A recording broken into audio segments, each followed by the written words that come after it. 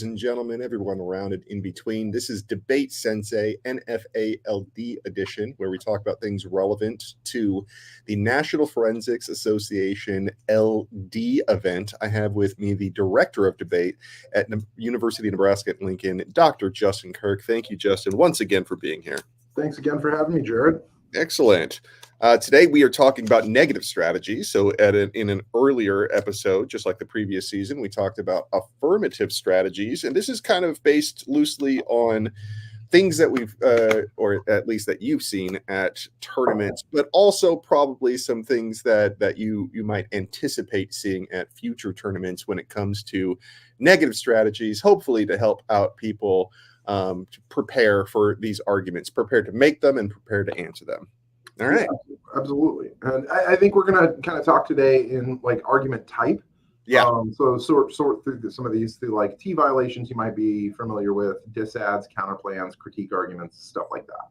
Yeah. Well, let's get into it. So whenever I teach my students about the difference between affirmative and negative, I kind of get into this metaphor that the negative strategies are almost like a buffet where you could kind of go and pick and choose and sort of combine however you want them, but there's not necessarily a prefix menu that you might have for like on the affirmative that you're supposed to touch upon these things. I don't know if that approach has the same meaning for you, or for you touch up upon that at all. Yeah, I would say you probably start a debate with a buffet of options, and then you try to finish with just your favorite dish. Right. You go to the Chinese buffet and you're like, oh, I really like egg rolls and crab rangoon, and I really dig the orange chicken at Panda Express. But you want to finish with just one of those items, right? Right. You start with a buffet of options, but you want to narrow it down to one thing by the end of the debate. And I think another way to think about it too is that I try to teach my students that every different negative argument you learn is like having another tool in your negative toolbox. Right. And then at any given debate, you're going to want as many tools possible to win a debate based on the judge that you've got, based on the debater you're facing, based on the topic or the affirmative that you're debating. You're going to need different tools for different objectives and different judges. And so the more tools you have in your toolbox, the better you're going to be at being a carpenter, building the house of negative arguments, if you will, to extend that a little bit more. Well, one of the most used tools in debates and any type of debate you're doing at any level is topicality. So let's tackle that one. All right. So I think that there's kind of two central T arguments this year. And then there's a bunch of other kind of tangential T arguments. Okay. And I think the primary topicality question, we may have talked about this in our topic analysis episode, is whether or not the affirmative is a prohibition or a regulation. Okay. And I've seen a few good debates on whether or not the affirmative is actually a prohibition. And I think when we get into things like privacy or data management or data storage, a lot of those affirmatives kind of toe the line between regulating behavior and prohibiting the development or use of AI. Whereas with like law enforcement or automation affirmatives, it's much easier to see how prohibiting the use of AI in nuclear command and control systems is a prohibition, not a regulation. Okay. It's a little harder to see if like telling companies to manage data in a certain way is more of a regulation or a prohibition. And it's something for like our podcast viewers to kind of keep in mind. Regulations include prohibitions, right? Prohibitions are a type of regulation, but not all regulations are prohibitions. Some regulations create kind of conditions for you to be able to do something. The second big, I think, area, like kind of meta T argument that people have been reading is either a substantially increased violation, that the resolution includes substantially increased prohibitions, or a kind of whole area argument that says you have to increase prohibitions across the entire sector, privacy, automation, or law enforcement. Both of those kind of function the same way, which is to make sure that affirmatives aren't too small, so that negatives don't have like literature basis to debate on, or disads that link to the affirmative, things like that. So substantially, they're kind of like quantifying. I don't think is quite the right word, but I'm searching for anything else. But substantially, they're almost quantifying it as 100% in one of these areas, or at least one of these areas. Right. Or at least a big enough impact on that area that allows negatives to generate negative argument, link Right. or case turns, right? There's been a couple of affirmatives that kind of do very small things at the margins or affect a very small amount of a particular budget or area. Okay. And I think that those are the ones that have kind of faced the substantial leaky violation most. Okay. So those are the main ones. Now, you said that there might be more case-specific topicality arguments. Yeah, and depending on the affirmative that you're debating, right? So like prohibitions in law enforcement. Okay. There's a couple of good pieces of evidence out there that are up on the wiki that talk about the different ways in which law enforcement AI is developed. So there's kind of like is this even law enforcement, right? The question of like, is database analysis, right? The thing that predictive policing tools do, or FRT analysis, is that actually part of law enforcement, or is that part of like data analysis for law enforcement? That's I think a relevant question. And the other question is like, what is exactly automation? What are you automating? Okay. Right? North Texas, Zach Jones from North Texas was reading a really interesting definition. It says automation is only for repetitive tasks. Oh. It can't be used for something that may change or iterate over time, something like command and control decisions that are not always the same, right? And so one of the arguments that Zach Jones was making is that prohibiting AI and NC3 or a nuclear command and control is not an automation act, because command and control is not an automated task. It's a decision-making task. Okay. They're different things. Okay. Man, I think I would probably have to hear some more of those details, because now you start questioning. It's like, well, you repeatedly have to make decisions, like, you know what I mean? Like, it's like, but oh man, you're right. Like that. Part of the argument they were going for is that those decisions are always under different conditions. Yeah. And if automation is just about repetition of the same task under the same conditions, then decision-making algorithms are not automation algorithms. They're a totally different thing. Interesting. So I don't know. It's a very interesting T argument. And so, like I said, each of the areas has kind of some specific T arguments about which cases belong in and belong out of those areas. The last one I'll go over is we've been reading a topicality argument for the deepfakes affirmatives. Okay. About privacy, that deepfakes aren't actually a privacy violation, because in creating deepfakes, the data that is collected is publicly available. There's no violation of privacy necessarily. So one of the arguments we've been making against those affirmatives is this is a defamation case. Oh, gotcha. Yeah, I was wondering if that's where you would go with it instead. Right. Yeah. And so, like, if you scrape publicly available data on, say, Taylor Swift and generate deepfakes of her, that's not violating Taylor Swift's privacy necessarily, although it is defaming her character. Right. So I think those debates, again, each section has its kind of own T area debate as to what apps should or should not be included in there. Okay, I think we could do an entire episode on T, but let's talk about some pretty solid disadvantages then, huh? Yeah, and this is going to be the common theme of this episode, which is your negative strategies are largely going to be shaped by what area the app is going to be in. So each of the areas has kind of different disads. Because the automation apps are mostly military-oriented, nukes, are they? Drones, etc. We haven't really seen too many work automation apps.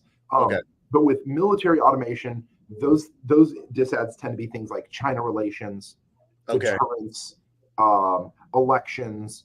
I think I saw a Ukraine disad. There's a Middle East politics disad for like Biden's diplomatic capital in the Middle East for getting a ceasefire with Hezbollah and Israel. So the disads that you would read against the kind of automation, nuke, or drones apps would be much more oriented towards foreign policy or towards like U.S. posture and how it's affected by the affirmative. Okay, and so like and what are some typical like impacts level stuff that they're coming out with? And so the deterrence typically either China or Russia war. The Middle East dipcap scenario is kind of like Iran-Israel conflict spirals out of control, draws in the major powers. I haven't really seen a climate impact yet on these disads. But I think there is like potential for like a Chinese relations disad with climate as the impact. And then some other things like obviously war is the big one, but things like any sort of treaty statuses or things that are currently getting developed in the international states, those might be impacted by U.S. decision making. Haven't really seen a lot of those disads yet, but they're probably out there. Yeah. In general, is nuke war still a go-to impact in a lot of rounds? Yeah, and I would say that, like, for the most part, judges are still requiring students, at least for now, to read a terminal impact to nuclear war and not just be like, oh yeah, it leads to nuclear war, right? But typically judges, at least in LD, are still holding students to, like, no, you need to read an extinction impact. Oh, us to consider this as an extinction level event, right? okay. We don't just presume nuke war leads to extinction. Okay. So yeah, and the next area is privacy. So a lot of these affirmatives deal with things like data storage, data management, deep fakes, etc. So the big disad is business confidence or economy. I think you could kind of combine those two into one disad, but a lot of these affirmatives impact private businesses' ability to manage data, to run their businesses, to serve customers, right, to provide information to their clients. Those are all good links to things like business investment confidence, consumer confidence, growth of those small industries. AI is a very nascent industry with a lot of potential for growth, which means that the cards that are like any prohibitions now could kill the industry before it gets to grow too big. Right. Pretty good arguments for like why long-term the plan might affect economic growth. Right. As far as, is AI big enough to impact the economy today? I think that's a really good question affirmatives should beg of these kinds of disads, right? AI may be an industry that's set to grow to a multi-trillion-dollar industry. It is not currently a multi-trillion-dollar industry. Okay. There are things like defense or agriculture that are far more impactful on the U.S. economy than AI necessarily. Right? Got it. Okay. Okay. And then the other big disad for privacy apps is federalism. And this is one that will come up with law enforcement as well. But states right now are doing a lot of work on things like deep fakes or data storage. I know California and New York in particular are working on some like prohibitions and regulations for AI. So the federalism argument is basically that federal prohibitions would overstep state authority in this area and upset balanced federalism, upset cooperative federalism. The primary impact people are reading for federalism right now is climate change. State innovation is actually key to solving climate. Yeah. I remember before the whole big AI explosion, there was concern that China was ahead on the development of AI technology. And so as you were talking about, like, business confidence and investment and things like that, that's where my mind went. I don't know if is that a discussion anymore? There's definitely like trade war advantages with China, as well as disadvantages. I think we've been reading kind of like a China private trade war advantage or disadvantage to people. That's like U.S. is fighting with China right now in an AI tech race. The affirmative basically puts the gun away. Shootout, right? And the cards are like, no, we just need to beat China to these key technologies to prevent them from getting there. Some of the impacts are like economic trade war, but more so you're seeing a lot of like Chinese authoritarianism plus AI, right? Kind of like global totalitarian AI, which would be really bad. I think that those, like, the warrants for why that's true, not the best in the world. Like, I don't think that China aspires to be a global hegemon. But I mean, that's an argument that a lot of the folks are going for like, if China wins the tech race, it's extremely bad for freedom, democracy, etc. All right. The last set of disads would be the law enforcement disads, primarily politics and elections here. I think are two good arguments. Elections, especially because if you prohibit things, Harris looks like she's weak on crime, and that could cost her the election. I know that'll be a very irrelevant disad here in 3 weeks, but for those folks who are still competing between now and election day, I think there's still a couple of tournaments left before then. It is a good link, right? Harris looking soft on crime could be something that costs her the election in such a close race. Federalism also applies here. Law enforcement's primarily a state issue. So prohibiting AI and predictive policing. The other reason why federalism is so persuasive is because states are headed opposite directions right now.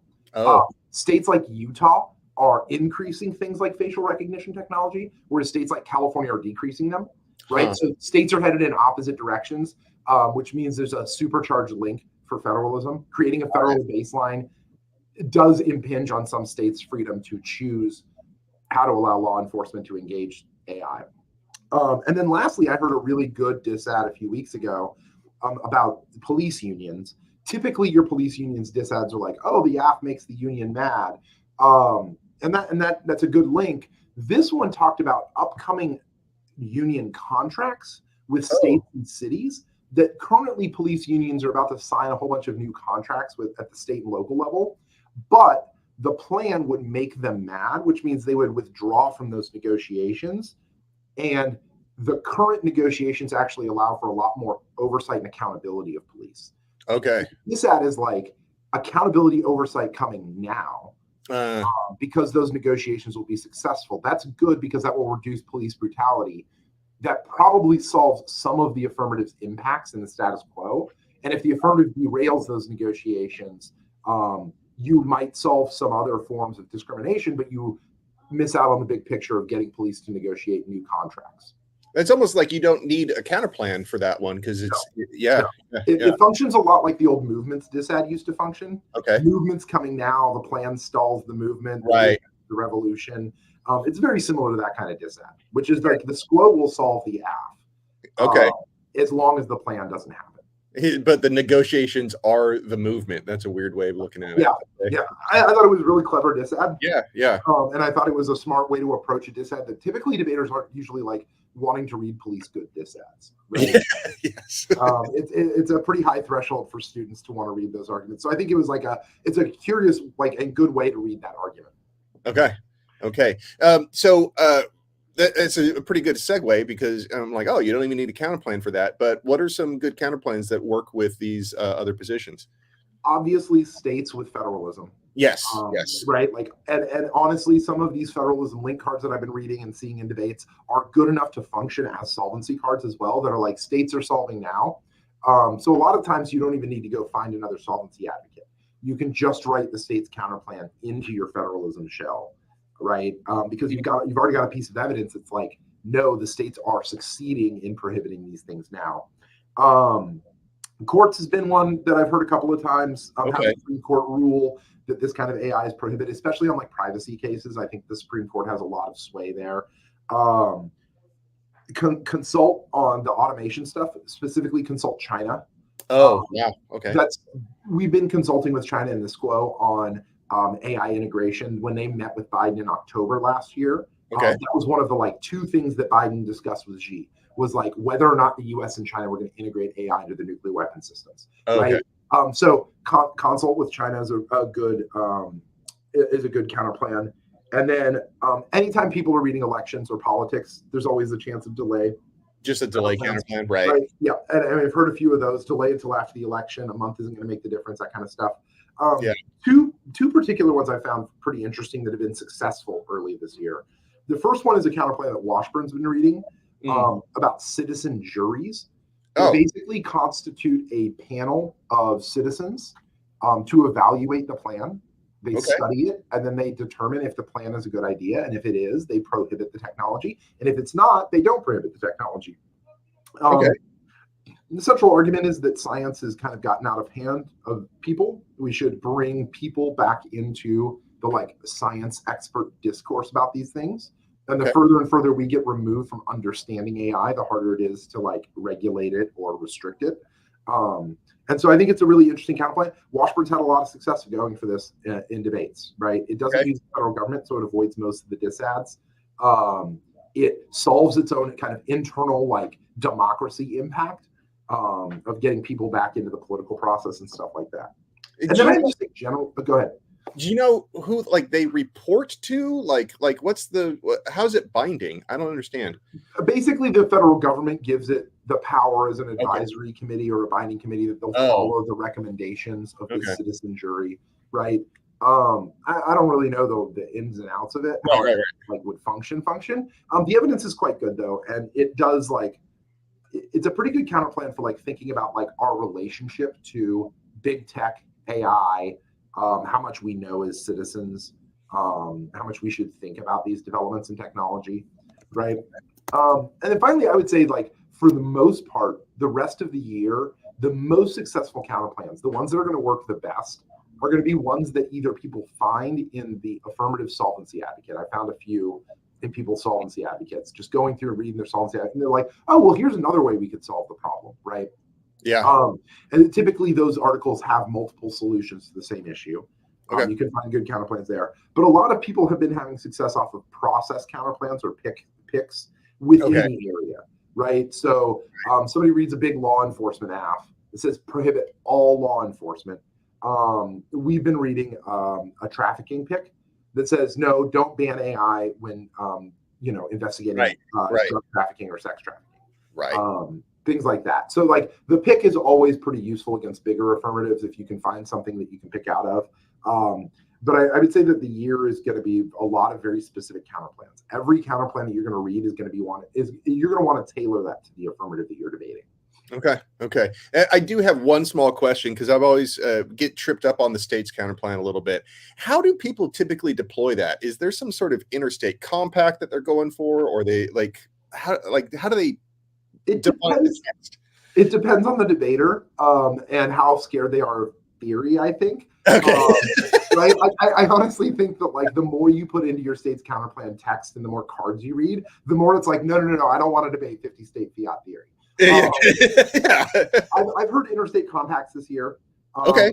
I've heard cooperative federalism. I've heard like the states will recommend to the federal government and through cooperative federalism like work together on coming to the like solution. I've also heard the 50 states and all relevant territories will do the plan, right? Oh, geez. Okay. Which again, that begs the big question of like theoretical objections to that counterplan. Do you get 50 times the fiat, etc.?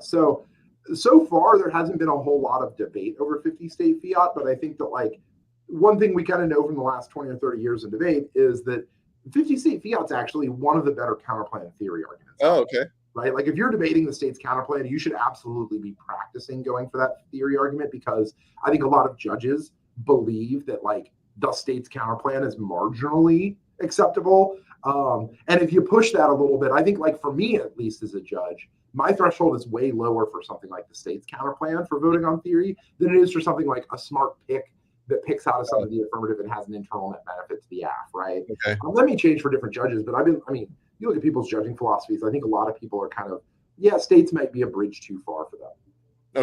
Okay. All right.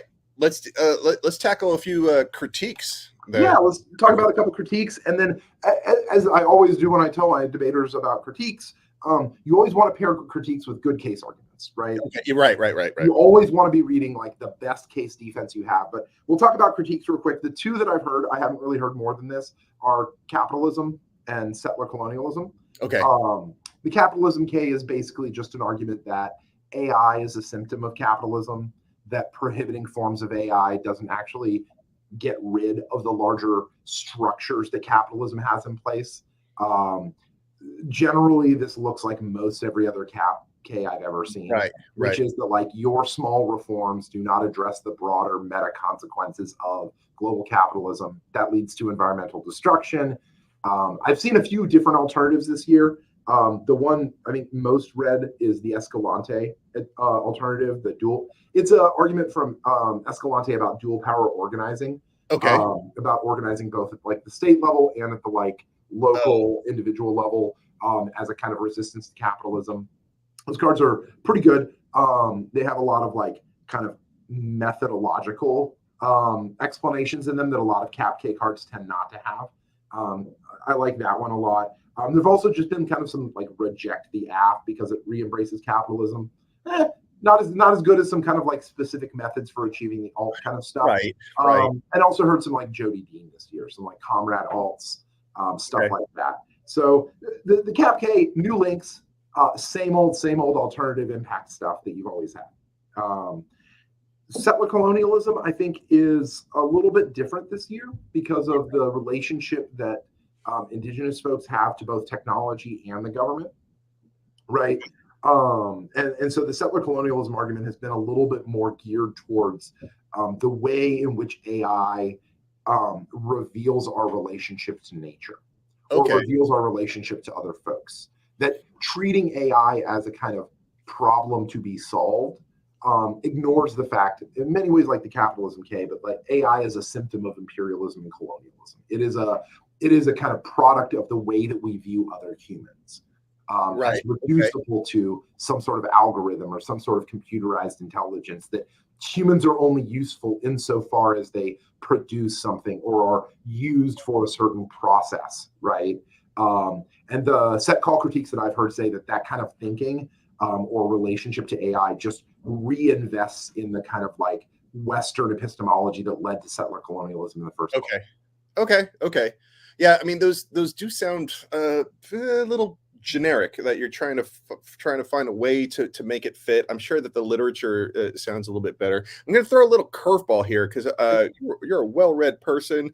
I have a very shallow knowledge of one idea. I was wondering if it would be valuable in a critique. So Frederick Kittler has a position that says there is no software, and that that this position is that when we look at algorithms such as AI, it kind of separates it from the hardware, the labor, the binary code, and stuff like that. That it is really at the heart of where all this stuff originates. And so I'm wondering if first off, if you're familiar with Kittler at all, because I have a really shallow knowledge, but I'm like, ooh, I wonder if this has any value in the AI debate. But also, it sounds like it would complement both that capitalism and the settler colonialism argument, because it brings like the physical elements of AI into it, where it seems like both of those positions, capitalism and settler colonialism, are making a very similar argument that like AI is kind of hiding us from the relationship that those relationships you were talking about before. Yeah, I actually think this reminds me a lot of an argument that was read on the elections topic about democracy.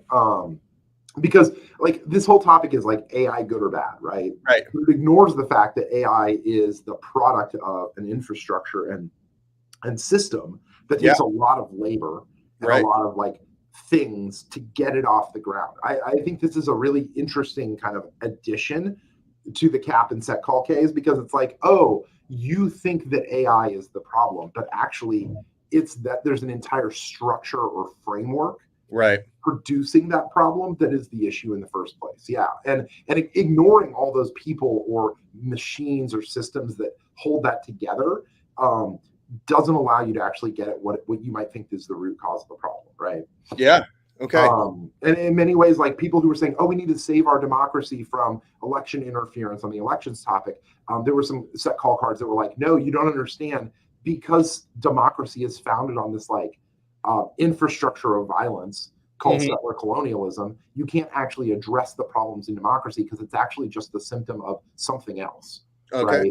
Right? So I think it's, did you say Kittler, Kittler? Yeah, Kittler, Frederick Kittler. And and if you just look up, there is no software, that is like the mantra of this position. And I'm hoping, I'm like I said, I have a very shallow knowledge of this. I heard it in passing. I'm like, wait a minute, I wonder. And I was kind of like looking it up right before this episode. I'm like, ooh, this looks like it might be a part of another critique. And as you were mentioning both of those critiques, I'm like, yeah, it does sound like it, because it really does call into question. Like it makes me think about like the environmental impacts of AI, right? People are, but none of those three categories in the topic really seem to directly address that.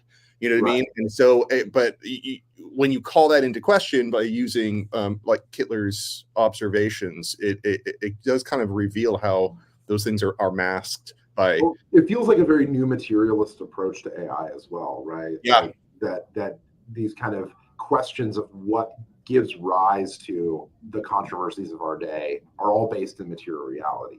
Right.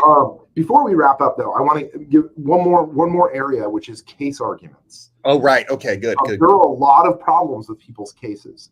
The first one is that the government doesn't really have definitions of artificial intelligence. Oh, wow. Right? They're sector specific, they're agency specific. there's a lot of good arguments to be made about the enforcement or implementation or interpretation of the AF by different agencies, by the courts. Can the courts even enforce an AF that just prohibits AI more broadly? Right. Those kind of questions are really good ones. What is an algorithm? Can we identify a harmful or dangerous algorithm in the first place? Yeah. Right? The amount of like black box software that gets produced nowadays where AI is writing other AI. How do we even regulate that stuff, right? So those arguments are really good. There's also a lot of alternative causes to this stuff, right? So with affirmatives like law enforcement affirmatives, right, a lot of these affirmatives claim to solve for racism in policing. Well, I can think of about 25 different things that might lead to racism in policing that are not related to AI, that are not related to predictive policing, right? The same is true with privacy, right? I can think of a bunch of different ways in which people's privacy rights are infringed upon that are not directly related to the phenomenon of AI. So when thinking about case arguments, I would strongly encourage people to like really dig into things like how is the plan implemented? Can the plan be implemented? How's it interpreted? Are there alternative causes to the impacts? Because those arguments combined with the K can be really powerful. But even to that effect, I mean, there's ways that you could automate things without AI. I mean, the automotive industry has been doing it for decades, right? That like some of their robots, maybe I'm misinformed about this, but it's not necessarily because they have some sort of AI powered robot that is doing the automation to this, and so that it's just robotics, right? There's no aside from the computer that directs the robot to do a certain task, it's not necessarily artificial intelligence. Right. Just because it's a computer doesn't make it AI. All right. Well, that was a blitz of arguments, but I do think that it was probably one of the more efficient and effective episodes that you could have for a topic like this. Yeah, it's a pretty weird topic. Lots of different stuff to talk about. One of my debaters mentioned this week that it feels like we're debating 3 different topics with the same impact. Yeah. Right? We all have AI as our impact, but we're debating 3 different topics about AI. Yeah. Which is an interesting and fun way to think of the topic. So, all right. Well, I could not have done it without your insight. Thank you so much, Justin, for sharing that with us. As always, Jared, thanks so much for having me. All right. I'll see you soon. See you.